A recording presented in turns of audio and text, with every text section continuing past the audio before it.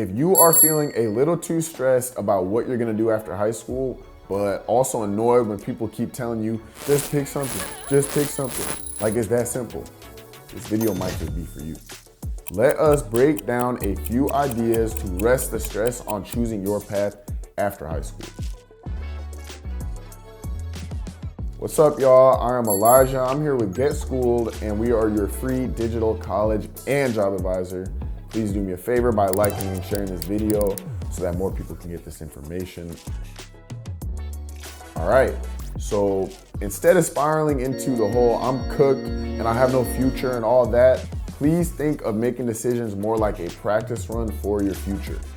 What you want to start with is just asking yourself some of those real questions like, have I even talked to my family, my friends, my school counselor, and just sorted through some of those ideas that I have?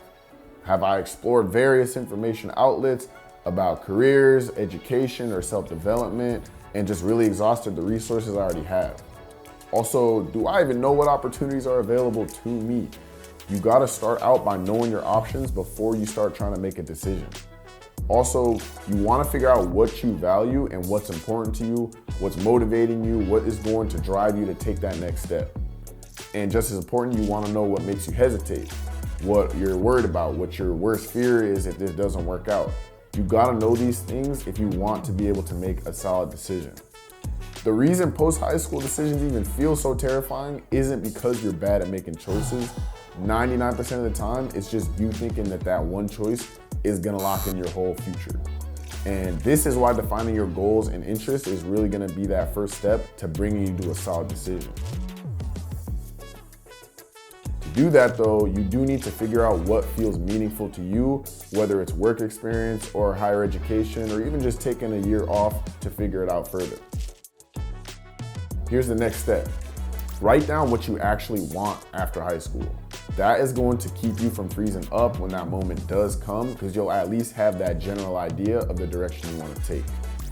Also, please remember, short-term goals are going to show your next move. Long-term goals are what give you that full direction.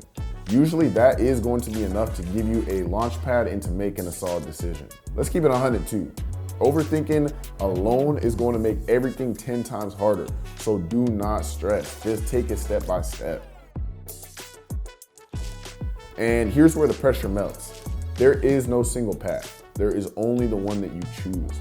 You're gonna make that most informed choice possible when you take it that step at a time and you stay flexible and you just remember that it's a process and it's your process. Growth can happen anywhere, anytime. So you have to choose what feels right for you. Planning is never gonna guarantee certainty, but it does bring peace. Lastly, I just wanna leave you with some few words of wisdom.